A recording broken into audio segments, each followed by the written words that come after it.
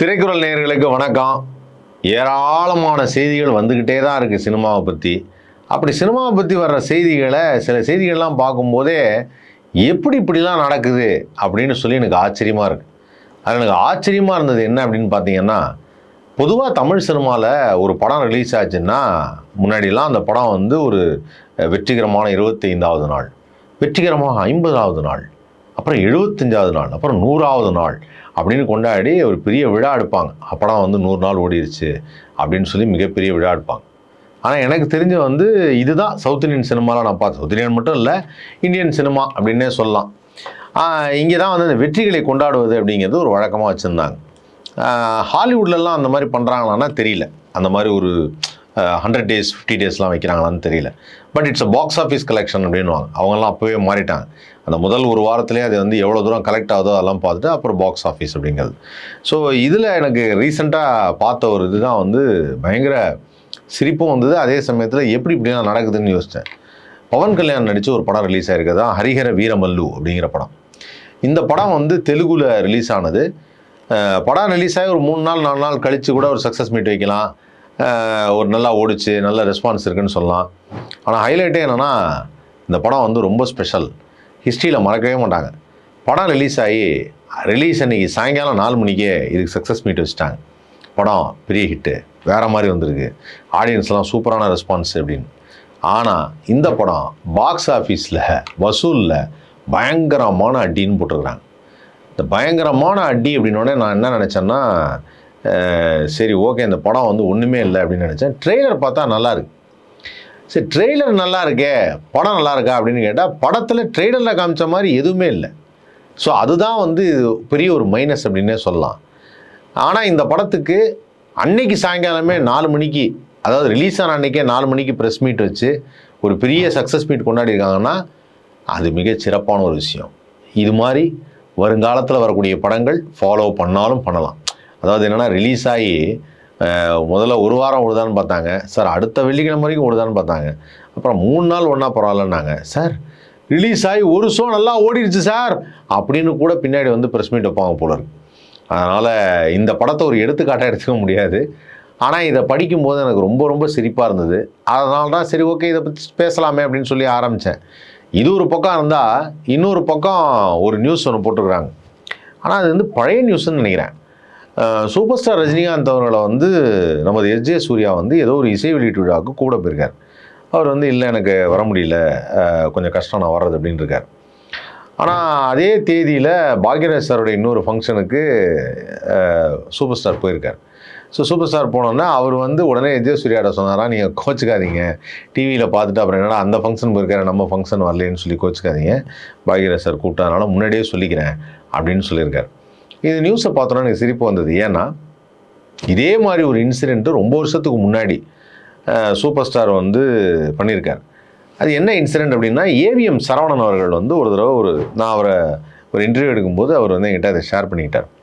Super star என்ன மாதிரி character sir, அவர் எப்படிப்பட்ட மனிதர் அப்படின்னு கேட்கும்போது அவர் சொன்னார், நான் வந்து ஏவிஎம் உடைய ஒரு பொன்விழா ஆண்டு 50th year 60th year celebration, இந்த செலிப்ரேஷன் டைமில் வந்து அவர்கிட்ட போய் இந்த மாதிரி நீங்கள் வரணும் அப்படின்னு சொல்லி கேட்டேன்.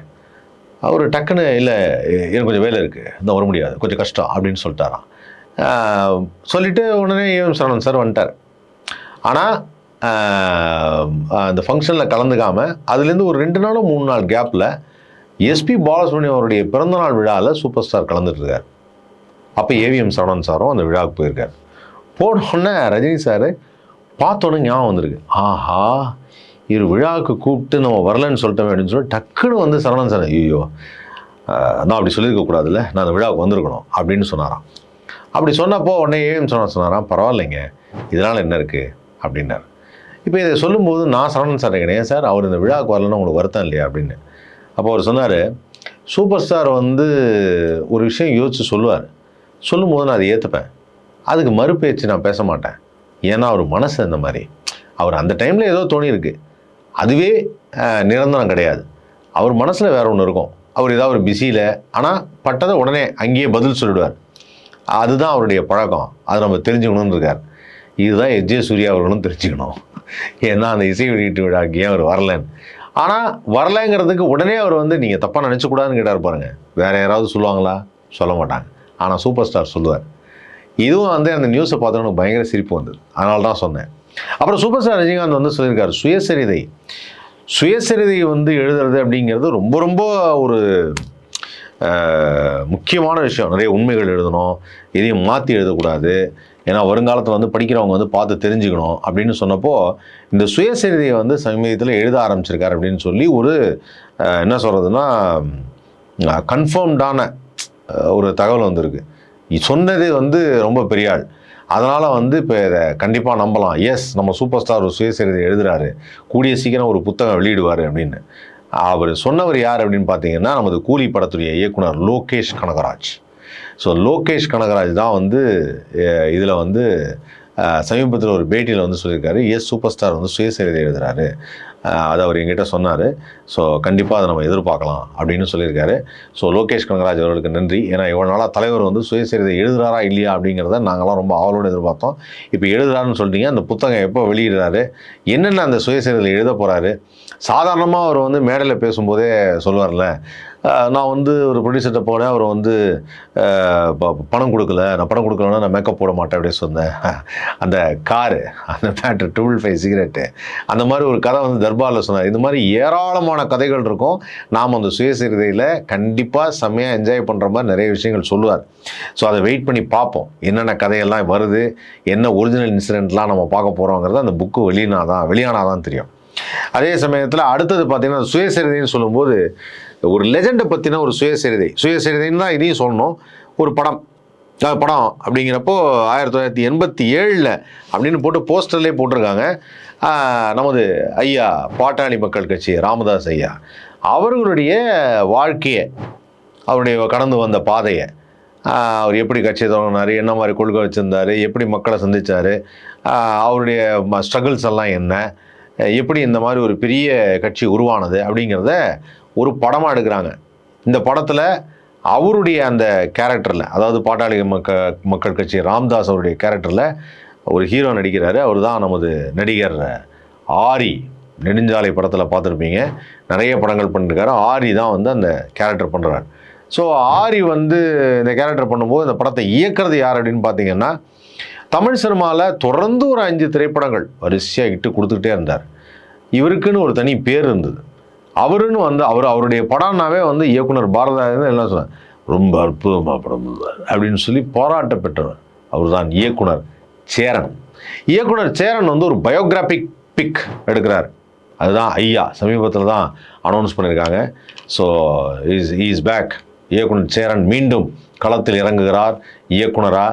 ஸோ இந்த முறை வந்து ஒரு பயோபிக் படம் அப்படிங்கிறனால இந்த பயோபிக் படத்தில் அதாவது என்னென்னா, இப்போ இந்த மாதிரி ஒரு படம் எடுக்கும்போது பாட்டாளி மக்கள் கட்சி ராமதாஸ் ஐயாவை பற்றி ஒரு படம் எடுக்கிறாங்க அப்படின்னா, அந்த படத்தில் வந்து கண்டிப்பாக அந்த பீரியடில் இருந்த இன்னும் பல லெஜெண்ட்ஸ்லாம் இருக்கும். அப்போனா இந்த கதை ரொம்ப சுவாரஸ்யமாக இருக்கும். என்ன நடந்தது, யாரை மீட் பண்ணாங்க, எப்படி ஸ்ட்ரகிள் வந்தது, இவர் எப்படி இந்த கட்சியை வளர்த்தாரு, இவருடைய கொள்கை என்ன, சின்ன வயசில் அவர் பட்ட கஷ்டம் என்ன, இது மாதிரி ஏகப்பட்ட விஷயங்கள் வந்து அந்த படத்தில் பார்க்க போகிறோம். அதுவும் காத்திருந்து பார்ப்போம். ஐயா, அதான் படத்துடைய பேர். இன்னொரு முக்கியமான விஷயம் அப்படின்னு பார்க்கும்போது, இதெல்லாம் வந்து இளைஞர்களுக்கு இன்னைக்கு ஆவலான ஒரு விஷயம். ஒரு 2 வாரத்துக்கு முன்னாடி ஒரு நியூஸ் வந்தது, அனிருத்துடைய ஷோவுக்கு வந்து டிக்கெட்டு வந்து 45 நிமிஷத்தில் எல்லாம் விற்று போச்சுன்னு.